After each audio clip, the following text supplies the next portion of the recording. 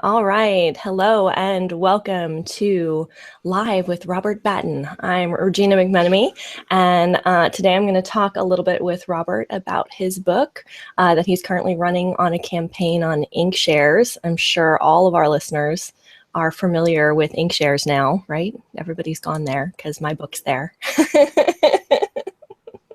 So if you haven't, you should. You should go and check it out. And if you haven't ordered my book, go order my book called Mothering the Game. um, and Robert, your book, your campaign just went live the other day, right? Yeah, Thursday. Or Thursday. Wednesday your time, I guess. Right. Yes. So Robert is in Australia. So we were chatting. It's Sunday morning for me, and it's very, very early Monday morning for you, right? That's right, yes. Yep. Yes. Bleary-eyed early morning for you. Bleary-eyed, dawn's somewhere coming, I think. Well, I appreciate you making the time to chat with us today, or with me. I'm used to having more people, so it's not always me. No problem. So why don't you tell us a little bit about your project and your book, and give us maybe a little summary of your story. Sure, yep. So the novel's Human Resources. It's a dystopian sci-fi set in the near future. It's a setting where a virus with some zombie-like aspects to it has swept around the planet, leaving things rather broken. And during the chaos that ensued around that, the corporations have taken control over at least the large majority of the planet. So it's not a very fun place. Doesn't sound like it. No. But it's all built around the concept of what if in that scenario our saviors weren't actually altruistic, and what if they weren't actually, doing it for us? So they're doing it for their own interests and their own. They're certainly doing it for their own interests. So it's definitely a science fiction, but with some sci-fi, some supernatural elements that come into it. So I didn't realize that from what I had read so far. So there's some supernatural sort of. Well, certainly a sci-fi take on it, but the corporations are headed up by a vampire race. Cool. And they're really protecting the food chain.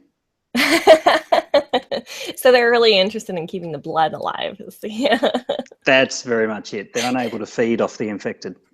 Oh, interesting. Interesting. I can see that definitely as being a complication for the survival of their race. Yes. So those who are saved aren't necessarily particularly happy with their circumstances. Right. That makes sense. Is this, I feel like maybe there's a little social commentary in here as well. Yeah, there certainly is a little bit of that. A little bit of a prod at the corporate world. Yeah. Which is where I've had to spend far too much time. Does it feel good?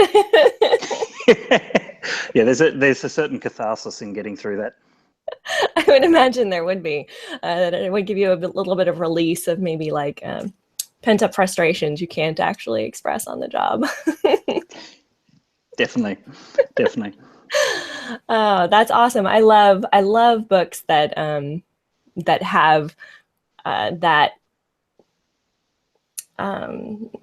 have social commentary, but it's not necessarily even the lead thing, but it's still part of kind of the themes or the ideas that are emerging from it. Yeah. That's pretty much it. It's not what the book's about, but it's definitely woven in there. Right. Yeah, that's cool. I like it. So where did you get started with this project and with this novel? Like what was the inspiration? What got you started on this story? So the inspiration for this was really actually one single scene. It was one I had in my mind. It was probably after watching a zombie flick. And it really, I just had this vision in my head of these two people trying to run to safety, get away from danger, running towards, this nice secure location, but of that not actually being their salvation. So it was just this one concept in my head of, well, what if they were actually running back into danger itself anyway? Right. And that became the prologue, which Mm-hmm. is available on Inkshares, so people can read that. And from there, the whole world just kind of blossomed out. So it started from a very simple concept, and the world became unintentionally much more diverse than that. So I had no intention of it being a novel when I started playing around with the concept, and when I started, I thought it was just a short story. Right. Writing the prologue out, but at the end of it, all of a sudden, things started slotting together, and this broader story started to come together in my mind. So it was a very unintentional novel, this one. Have you written others that were more intentional, that you kind of started with a big plan? Yes, and they didn't work as well for me, interestingly. Interesting. So there have been a couple of other false starts where I've tried the grand plan, and it just hasn't really felt like it's come together properly. Mm-hmm. Just a little bit too forced, I think, maybe in some respects. Yeah, Whereas, well, I wonder, like, because I teach writing, so I talk a lot about, and I teach creative writing, and that's one thing I tell my creative writing students is sometimes you have to have a plan, and sometimes it's good to have a plan, and sometimes it's good to see where the writing leads you.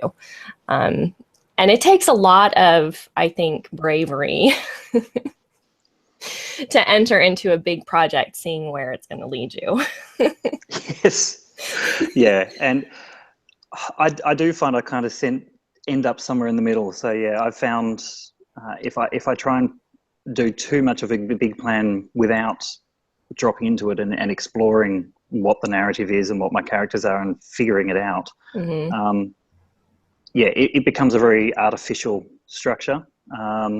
But I very quickly need to pull out of the purely by the seat of my pants writing. Once I start to get a feel for it, I need some kind of structure, or I end up meandering too much. So I do find personally I ended up working somewhere in the middle with an outline, a constantly evolving outline Right. Yeah. Moving, of where I shifting. wanted to go and what the plan is. Mm-hmm.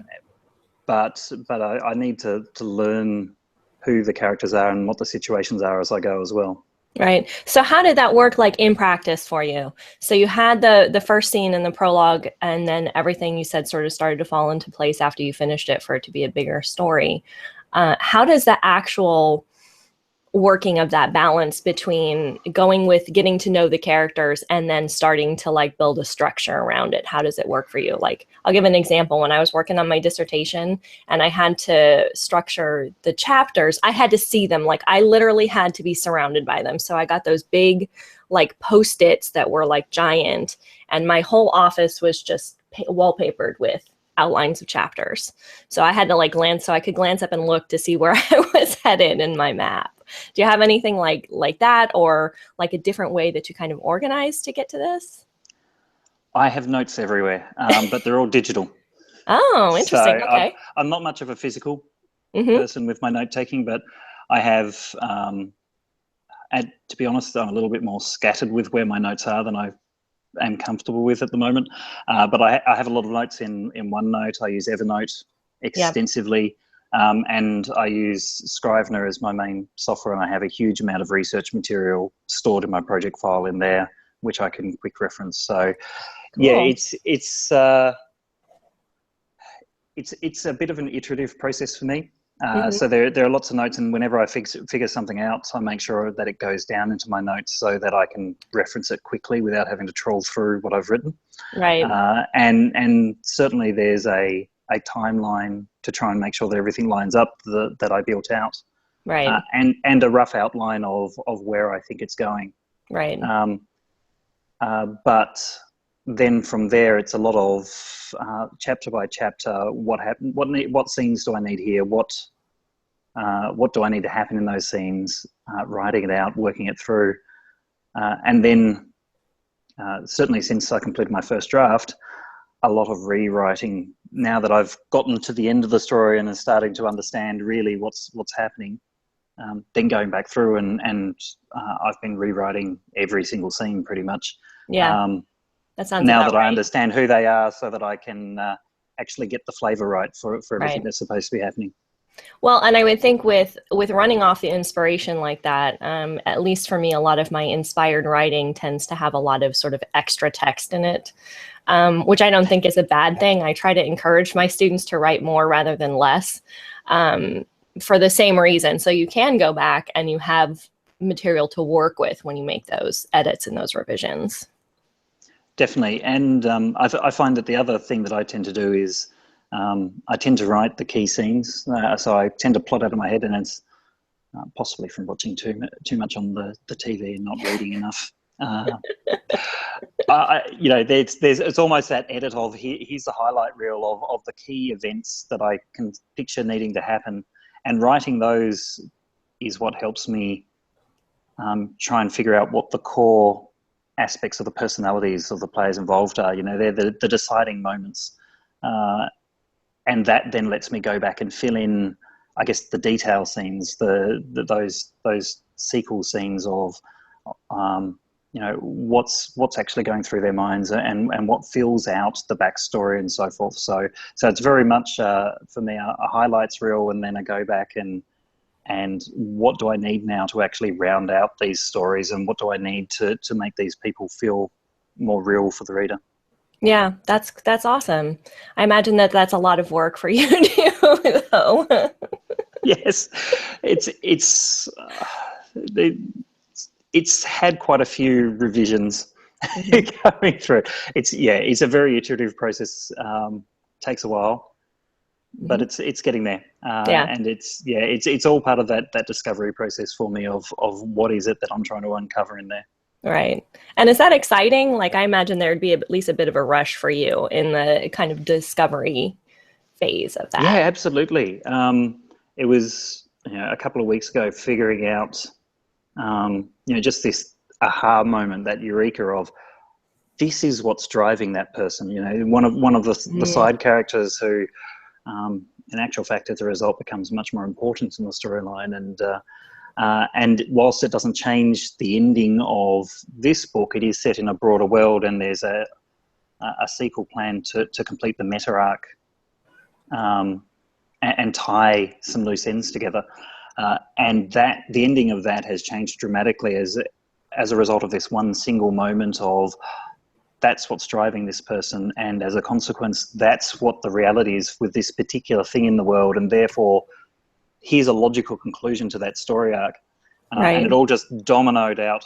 Oh, that's awesome. And it was super exciting. Yeah. I bet it would be a little overwhelming too, to be kind of caught in the moment of it and look at what's happening. Yes, my wife has to put up with me bouncing up and down and the need to explain it to her. Well, you have to talk to somebody, so if you ever need someone, I'm here too. You can always just like, hey. Excellent.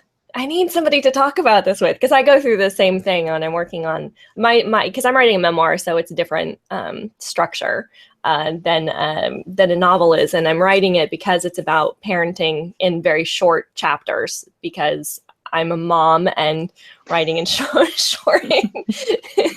stints is pretty much all I have time for these days. But I figure the people reading it are probably going to be parents as well, and so they're going to be able to read in small doses too. So, but I've been keeping notes for myself, and I've also been doing all this digitally, which is kind of goes against what I said about how I organized my dissertation. But I'm keeping a running list of, okay, this chapter needs to go before this one has to go after this one, like, because they're referential to each other. So I have to make sure I keep like track of these things. And this is like completely new for me, because the dissertation had an inherent organization in it. It's generally 5 chapters. They have different purposes in each one. And so once I got like out of not having that, I'm like, okay, I still have to figure out where everything goes. And I find myself doing that to my husband too. I'm like, well, I mean to make sure to do this and this and this and this. And he's a computer programmer. So he looks at me like, okay. Sounds good. Okay, great. Thanks, honey. No, I'm pretty lucky. My wife is very enthusiastic about the novel, and is a great sounding board for me, and constantly has ideas on how to refine things. So Cool. I'm lucky in that respect to have someone who can help me work through that. Right. That's good. That's excellent. And we're on Inkshares. We're both on Inkshares. You're on Inkshares and you just launched your campaign and you're part of the Launchpad competition, right? Yes. Is that the one? Can you explain for our listeners what that competition is about? So the Launchpad competition is a little bit different to the regular Inkshares competitions. The regular Inkshares competitions are typically run in partnership with Geek and Sundry or The Nerdist. Right. And I was in the one for video games. That's where I got started. So yeah. Yep. So those ones are run entirely on Inkshares, and anyone can submit up and compete and work through the process. The Launchpad is actually run with a different set of partners and involved. It's got a few different steps involved. So it's run in partnership with the actual Launchpad competition, which is a pre-existing competition before Inkshares became involved. And that is a partnership between Inkshares, Scott-Free Productions, which is Ridley Scott's production company, and Energy Entertainment, who are agents for a whole bunch of writers and actors and directors and so forth. And its goal is to bridge the cinema and the literature worlds. So the idea is to try and find voices, whether or not they're writing screenplays or novel manuscripts, and to funnel that into all media. So it actually started out with a professional judging component rather than jumping straight into an Inkshares crowdfunding campaign. So it required a submission to the competition separate to the Inkshares project. Yeah, that's which definitely different. Yeah, absolutely. So that required a more traditional manuscript synopsis and a more traditional novel manuscript, but limited in size. So it was only 50 pages, just a sample of the writing plus the where is this going? Right, element. the overarching part of the story, so they had an idea where the plot is.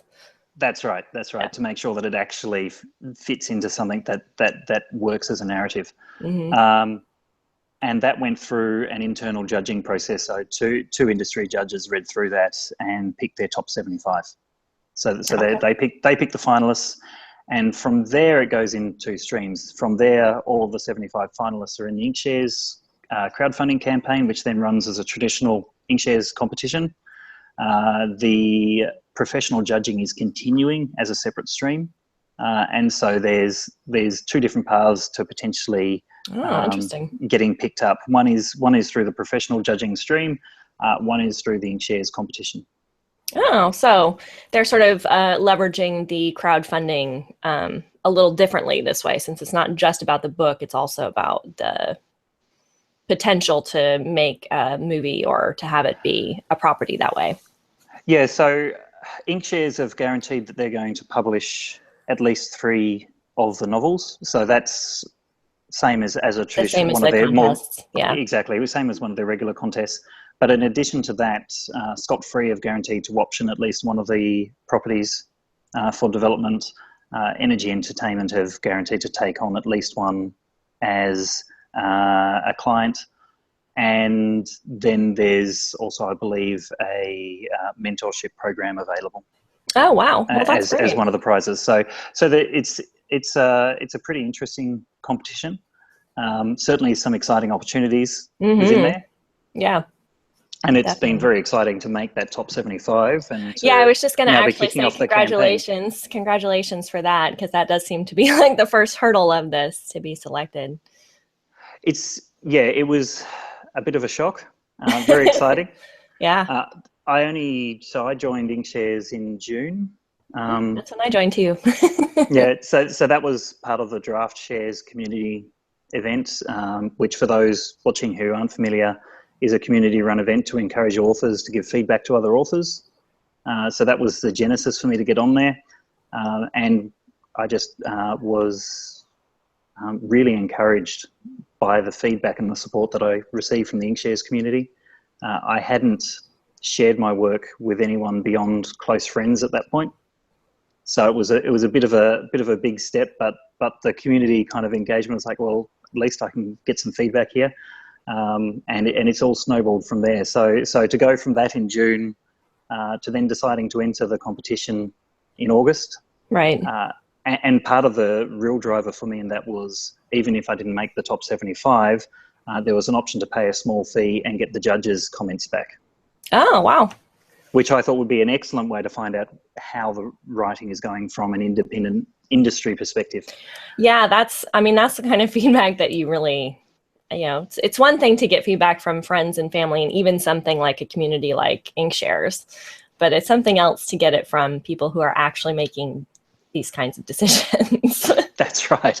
To get more than just a simple no from a submission is very handy. So that was what ticked me over for the competition to make me decide, yeah, no, I should do this. I should put in the effort to get a submission together. So I was over the moon to make the top 75, but now determined to really run with it and see how far I can take it from here.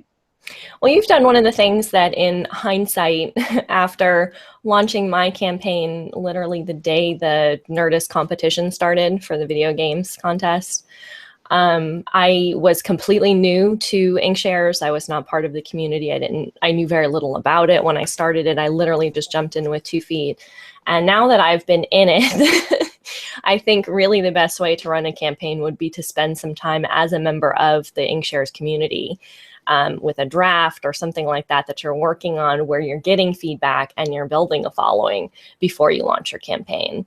So do you feel like you've had some success being more of an established person in the community when you launched your campaign than you might have had you just jumped in?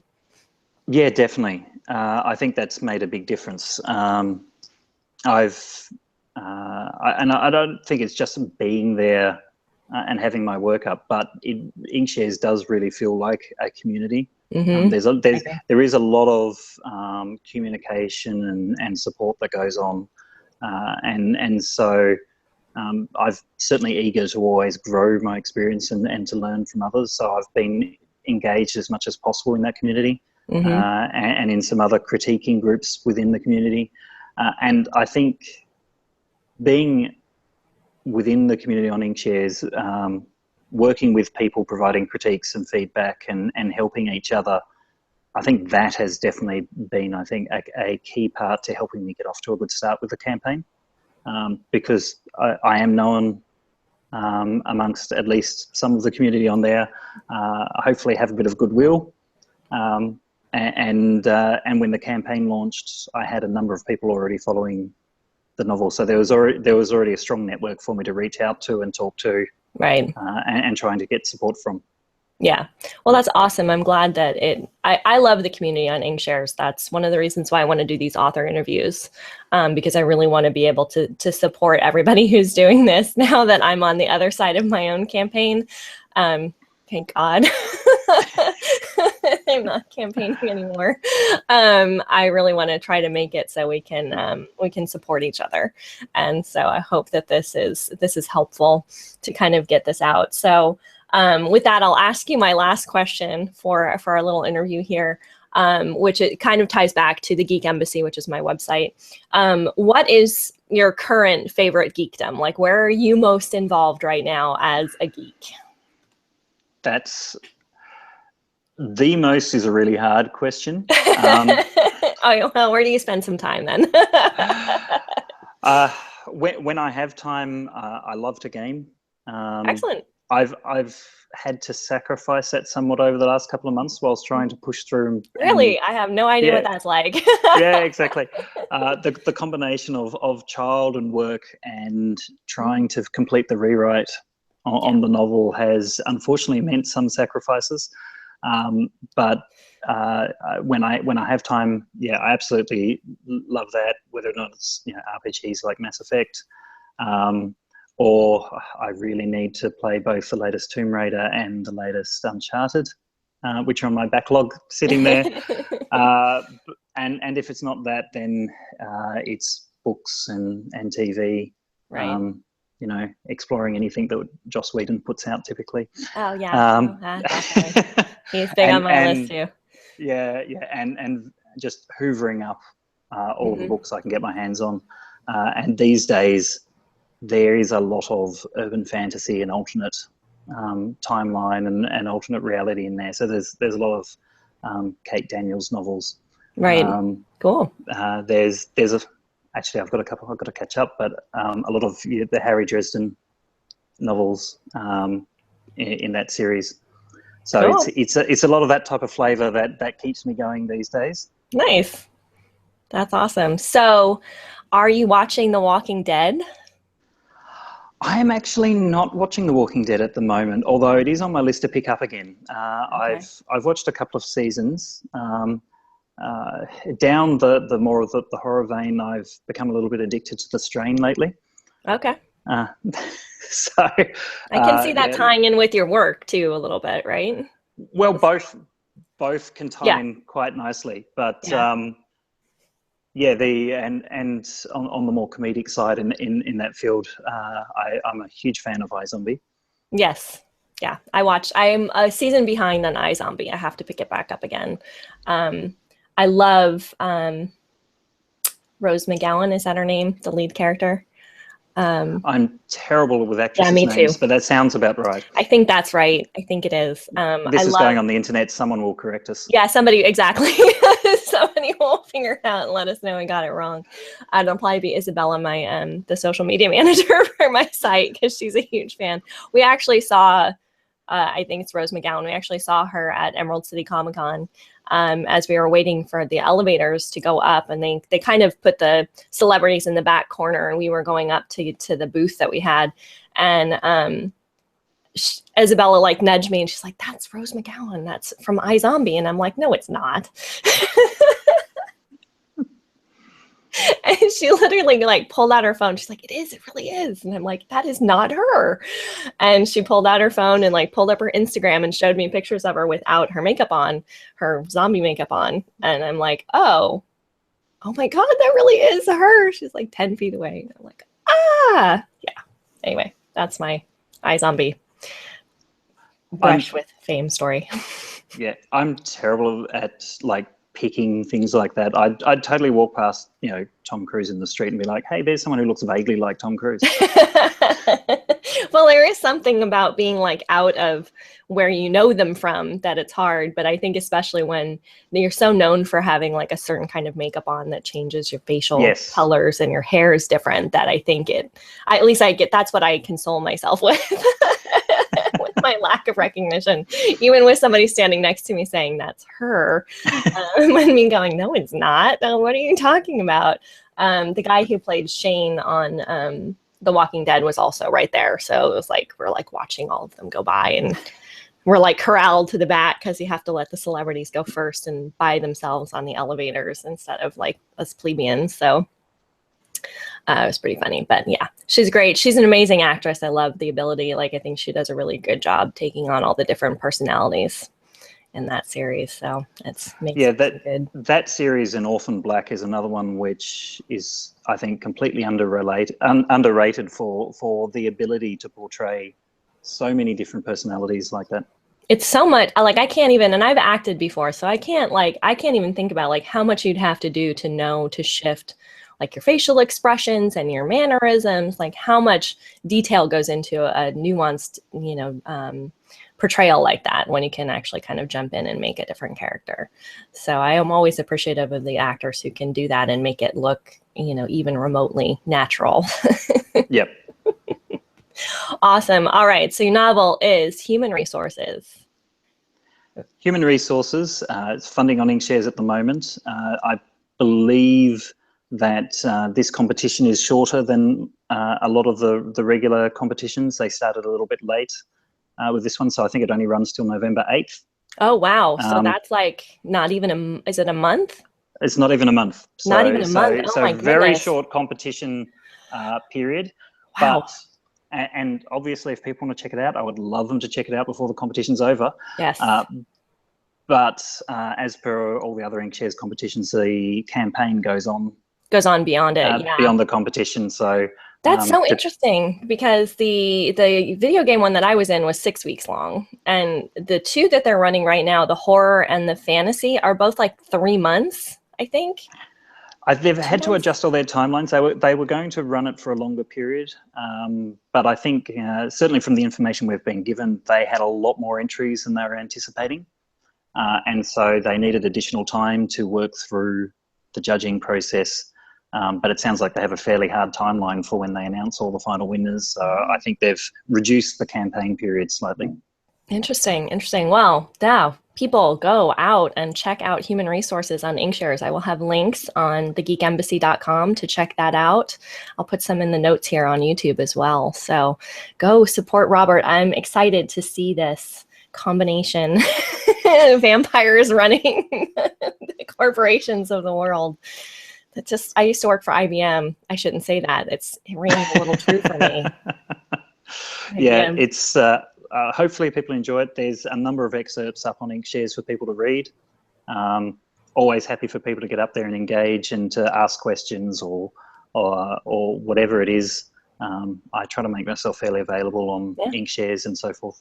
And do you have a Twitter account that you have? I do. It's just Robbie Batten, ROBBIE BATTEN on Twitter, and I'm pretty active on there. So if people want to connect with me on Twitter, that's also great, and I'm happy to chat. Excellent. Thank you so much. Thanks for chatting with us today, or with me today. Thank you. My other personalities, apparently. Inkshares, Human Resources. Thanks for listening. Until next time, get your geek on.